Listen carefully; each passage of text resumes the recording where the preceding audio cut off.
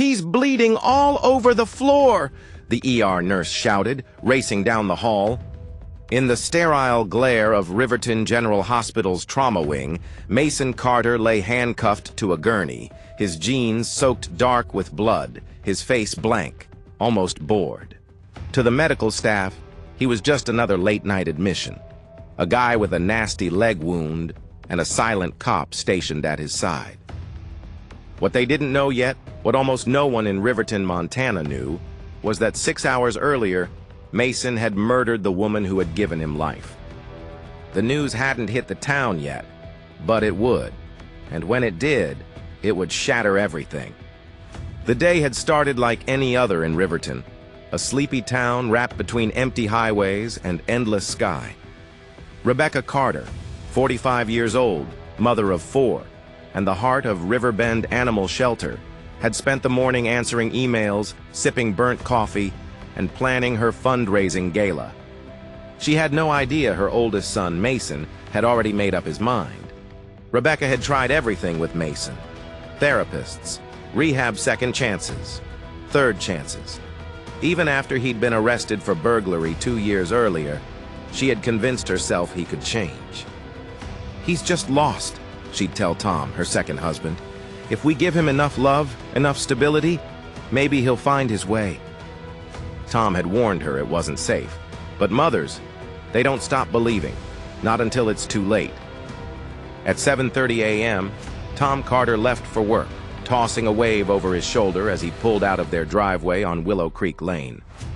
At the same time, the 2 youngest Carter boys, Nathan and Tyler, bundled into Nathan's beat-up Honda and drove themselves to school. By 8 a.m., Rebecca was alone, and Mason was already there. Neighbors would later say they saw his blue hatchback, a rust-pocked, battered Chevy Swift, creep up the street. He didn't knock. He didn't ring the bell. He had a key. The 911 call came in at 3:37 p.m. Tom Carter's voice was jagged with panic. I think my wife is dead." The dispatcher tried to keep him calm. "Sir, is she breathing?" "No." "Oh God, there's blood everywhere." "Is there a weapon near her?" No, she's... Tom's voice broke. "There's footprints, bloody footprints. They lead out to the garage." Police were dispatched immediately. Middleton PD's Officer Clark and Officer Ramirez were the first on scene, just minutes after the call. Inside the Carter home, past the overturned coffee table and the family photos knocked askew on the walls, they found her. Rebecca Carter, face down. Pool of blood so wide it touched the walls. Multiple stab wounds, signs of a struggle, bloody footprints trailing from her body through the kitchen and into the garage. The front door was locked. No signs of forced entry. As police cordoned off the home, Nathan and Tyler Carter came running up the sidewalk, their backpacks swinging. "What's going on?" Nathan called out. Officer Clark intercepted them before they could get closer. The boys' faces crumbled as reality set in. Their mother wasn't coming back. While forensic teams moved through the blood-soaked home, Detective Jenna Briggs, a 15-year veteran of Riverton PD, sat Tom Carter down on the curb outside. "Tom," she said gently, "we need to know if anyone would have a reason to hurt Rebecca." Tom didn't hesitate. "Mason," he said. "It had to be Mason." He explained about the fights, the eviction, how Rebecca had finally, reluctantly told Mason he couldn't live there anymore, not while he kept slipping back into drugs, back into violence. She'd rented him a storage unit, given him money for a halfway house. She didn't want to give up on him, Tom said, eyes wet, but she was scared. The officers put out a BOLO, be on the lookout, for Mason Carter. Neighbors were canvassed. One neighbor, Greg Vance, provided crucial information. "I saw Mason's car," Greg said, "early this morning, about 7:50 maybe." "You sure it was his?" "Absolutely. Beat-up blue hatchback, hard to miss. Parked weird, too. Not where he usually parks." "Did you see Mason himself?"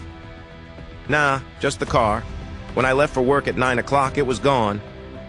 Greg's wife added she hadn't heard anything, but that wasn't surprising. Their walls were thick, their windows shut tight against the October chill. Still, the timeline was clear. Mason was at the house early that morning. By 9 a.m., he was gone. Detective Briggs was methodical. She pulled Mason's phone records, pinged his last known locations, cross-referenced street cameras, and slowly, like assembling shards of a broken mirror, the image sharpened. 7:48 a.m. Mason's car spotted on Willow Creek Lane. 8:21 a.m. Mason's hatchback caught on a ring camera 2 streets over, speeding away. 10:22 a.m. Security footage from Viking Mini Storage. Mason's bloodied jeans clearly visible as he limped into his storage unit. 1:30 p.m. ATM surveillance showing Mason, pale and limping, withdrawing money at Jackson's Gas. Somewhere between 7:30 and 8:20 a.m., Rebecca Carter was murdered, and Mason Carter was the only one unaccounted for.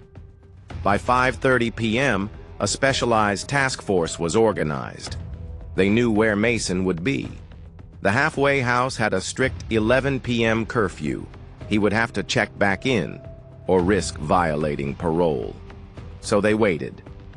At 11:16 p.m., Mason Carter's car pulled into the gravel parking lot of Horizon Recovery Home. 2 black SUVs without lights pulled in behind him. Before he could even grab his backpack, the officers swarmed. "Hands up! Get down!" Mason barely blinked, almost like he'd been expecting it. They cuffed him easily, and when Officer Ramirez noticed the blood leaking through Mason's torn jeans, he radioed for an ambulance, which is how Mason Carter ended up on that hospital gurney at Riverton General, a cop at his side, a nurse stitching the angry gash in his thigh, and 2 homicide detectives waiting to ask him a question he already knew was coming. "Mason," Detective Briggs said, pulling up a chair. "Tell me what happened this morning." The fluorescent lights buzzed overhead, a cold, endless hum that seemed to throb inside Mason Carter's skull. Detective Jenna Briggs sat across from him, a styrofoam cup of coffee steaming between her palms. Beside her, Detective Aaron Miles leaned forward, his arms crossed, studying Mason like a puzzle he was itching to solve. Mason's leg was freshly bandaged, but the blood had soaked through in places. His hands were cuffed to the sides of the gurney. His eyes were half-lidded, like a man about to drift to sleep. "Mason," Briggs said again, softer this time, "tell me what happened this morning." Mason shrugged, a lazy lift of one shoulder. "Don't know what you're talking about." Miles leaned in closer. "We know you were at the house, Mason. We know your mom's dead." Still, Mason said nothing. Briggs shifted tactics. "You loved her, didn't you?" Mason's eyelids fluttered, but he said nothing. "Sometimes things get out of control," Briggs said gently. "Sometimes we don't mean for it to go that far." Mason let out a long, slow breath, eyes fixed on the ceiling. "Why don't you tell us your side before it's too late?" Miles added. "Because believe me, Mason, everyone else is already talking." Mason blinked slowly. "I wasn't there." Briggs nodded, like she expected that answer. She pulled out her phone, set it on the tray table attached to Mason's bed, and hit play. A grainy video popped up. Mason's unmistakable blue Chevy Swift, rust scars and all, tearing down Willow Creek Lane at 8:21 a.m. Caught. Mason didn't even flinch. "Explain that," Miles said. Mason closed his eyes. Flashback. 7:45 a.m. Rebecca Carter heard the door click open and looked up from her laptop, confused. "Mason?" she called. No answer. She stood up, heart hammering. She hadn't expected him, not after the fights, not after she'd finally drawn the line. Mason appeared in the doorway, pale and hollow-eyed, his jacket stained with something dark. "Mason, what are you—" He moved fast. Too fast. The knife flashed. Rebecca stumbled back, knocking over her coffee. Hot liquid splashed across her arm, but the real pain came a second later, a white-hot burst as the blade found her side. "Mason, please!" She backed up, hands raised. "You lied to me!" he screamed. "I tried to help you!" Another lunge, another flash of steel. Rebecca tripped over the fallen coffee table and crashed to the ground. Mason stood over her, panting, the knife trembling in his grip. Blood seeped out around her, a dark halo on the white carpet. Her vision blurred. "Please," she whispered. The last thing she saw was her son's blank, broken face before the world faded to black. In the hospital room, Mason shifted uncomfortably, the memory slicing through his fog. Briggs saw the flicker in his eyes. "You didn't mean for it to go that far," she said. Mason's throat bobbed as he swallowed. She made me," he muttered. Miles leaned in. "Made you what?" "Made me leave." Briggs nodded. "And you were angry. You felt betrayed." Mason's face crumpled for a fraction of a second before he caught himself. "She lied," he hissed. "She said she'd always be there." Miles exchanged a glance with Briggs. It was starting to crack. Meanwhile, across town, forensic teams were pulling apart Mason's life piece by piece. At Viking Mini Storage, they found the U-Haul box. Inside, a pair of blood-soaked jeans, sneakers with dried brown stains, and a sweatshirt with Rebecca's blood type matched to the splatter. In the Chevy Swift, smears of blood on the steering wheel, door handles, even the seatbelt buckle. The walls were closing in, and Mason knew it. But instead of confessing, he slumped lower into the bed, retreating into sullen silence. "You're looking at life," Briggs said, her voice low. "Maybe worse." Still, Mason said nothing. Miles shook his head. "You had a family, Mason, a second chance, and you threw it all away."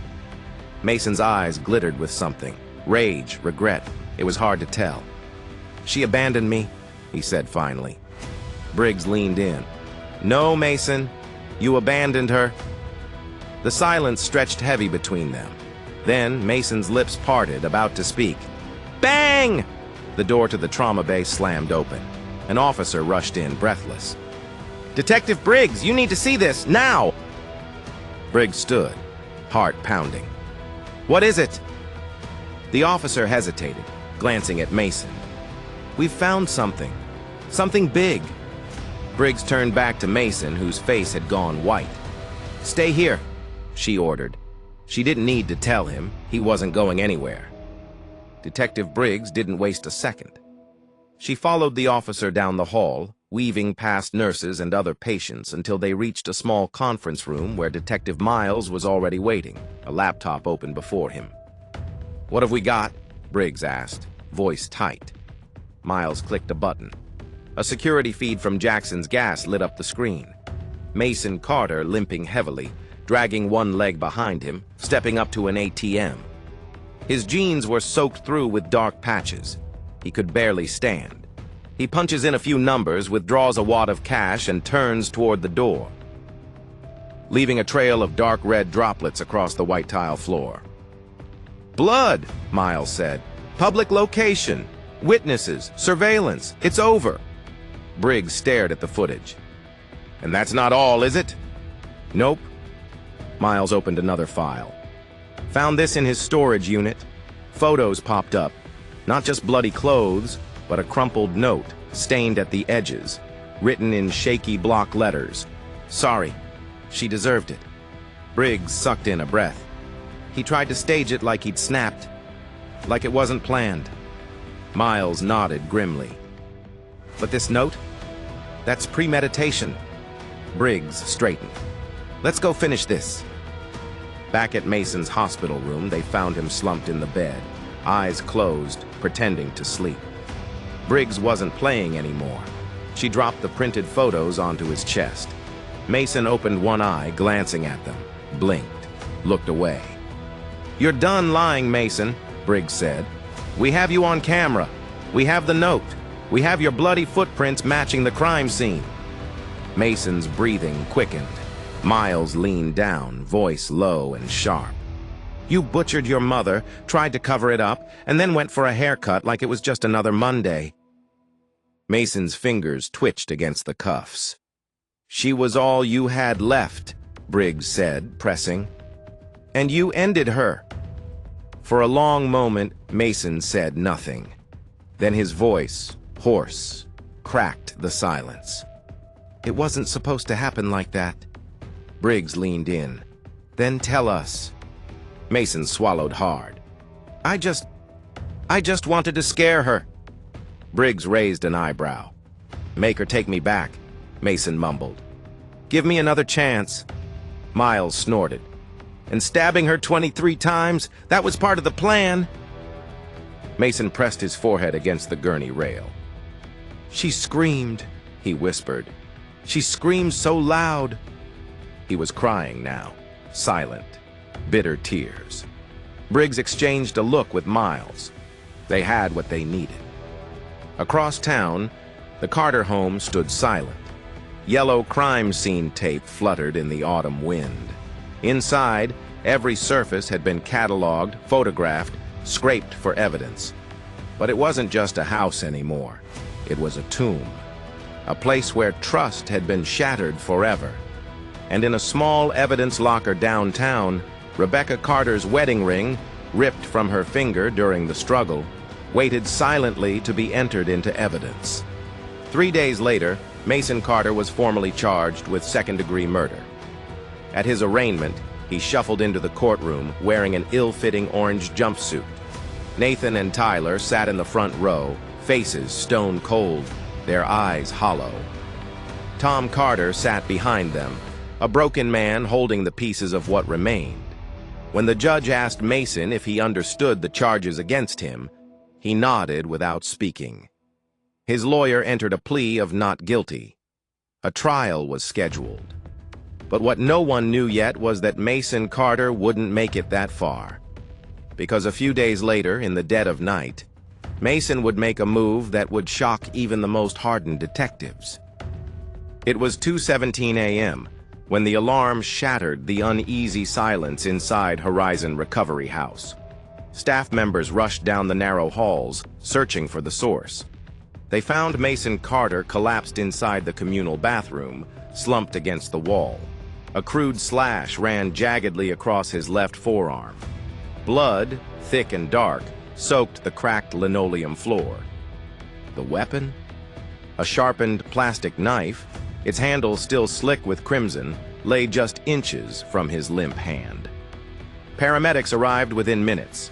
Despite the severity of the wound, Mason survived.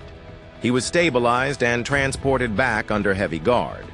To those who treated him, Mason was just another inmate trying and failing to escape the weight of his actions. But for those who knew the full story, it was a grim punctuation mark on an already devastating tragedy. It wasn't just that Mason tried to end his life, it was that he couldn't face the life he had destroyed. 3 weeks later, the citizens of Riverton gathered at the county courthouse. Gray clouds hung low over the building, as if the sky itself mourned. Inside, the courtroom buzzed with a low hum of anger, sorrow, and disbelief. Mason Carter shuffled in, shackled, thinner than ever, his face pale and expressionless. His bandaged wrist peeked from under his orange prison-issued jumpsuit. Nathan and Tyler Carter sat stiffly in the front row. Tom Carter, worn down by grief, sat just behind them, clutching a worn-out photograph of Rebecca, her arms wrapped around a much younger Mason, smiling in a happier time. When the judge called the session to order, Mason's attorney stood and entered a guilty plea to second-degree murder. There would be no trial, no defense strategy, no parade of witnesses, just the raw, aching truth. When the judge asked Mason if he had anything to say, he leaned into the microphone, voice hollow. "I'm sorry," he said. A gasp rippled through the room, but not because of his apology, because it was so empty, so detached. As if even now he didn't truly grasp the enormity of what he'd done. The judge didn't mince words. He spoke about Rebecca Carter's life, her tireless work at Riverbend Animal Shelter, her devotion to her children, her unshakable faith in the goodness of people.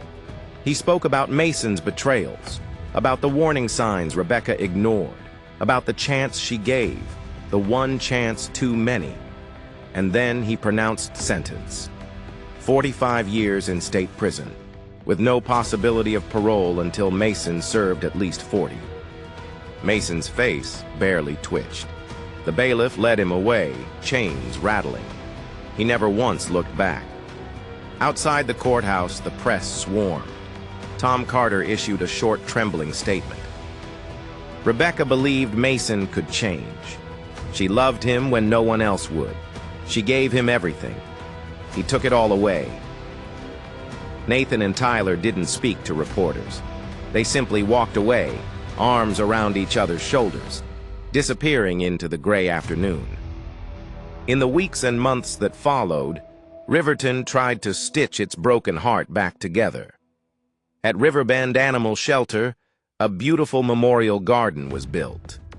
Native wildflowers, Rebecca's favorites, bloomed around a bronze plaque that read, "In loving memory of Rebecca Carter, champion of the lost, the forgotten, and the voiceless." Her former colleagues said the garden seemed to hum with life, especially on sunny days. "It's like she's still here," one volunteer whispered. Nathan and Tyler Carter moved 2 towns over into the care of their mother's sister. They changed schools, made new friends, tried to rebuild something that resembled normalcy. But the scars ran deep. Nathan, once a promising athlete, quit the soccer team. Tyler, who loved art, stopped drawing. Their laughter, once loud and constant, became rare. Every family gathering, every holiday, every milestone felt incomplete, like a beautiful song missing its most crucial note. Some wounds don't heal. They simply become part of you. As for Tom Carter, he sold the house on Willow Creek Lane. He couldn't walk past the living room without seeing her there, without remembering the blood. He bought a small place near the river and threw himself into volunteer work at the shelter, determined to honor Rebecca's legacy the only way he knew how. Some nights, he would sit on the porch, staring at the water, wondering if there was something more he could have done, wondering if, somehow, he could have saved her. But deep down, he knew the truth. Sometimes love isn't enough to fix someone who doesn't want to be saved. And Mason Carter, he now lived behind thick steel bars and cold concrete walls, surrounded by men who, like him, had thrown their lives away. He spent most days in the prison library, staring at the same worn-out copy of Mice and Men, barely turning the pages. At night, he lay awake, haunted by dreams of a woman's voice calling out to him. A voice he would never hear again. A forgiveness he would never earn. A family he could never return to. His punishment wasn't just the years carved out of his life. It was the knowledge that he had destroyed the one person who had never given up on him. The one person who had believed he could be better. The one person he needed most, right up until he ended her life. In the end, it wasn't a stranger lurking in the dark who shattered the Carter family. It wasn't some monster hiding in the shadows. It was their own blood, their own son, their own brother. Sometimes the greatest dangers aren't outside your door. Sometimes they're sitting across the dinner table, smiling, hiding a storm you never saw coming. Trust your instincts, even when it hurts, even when it's someone you love.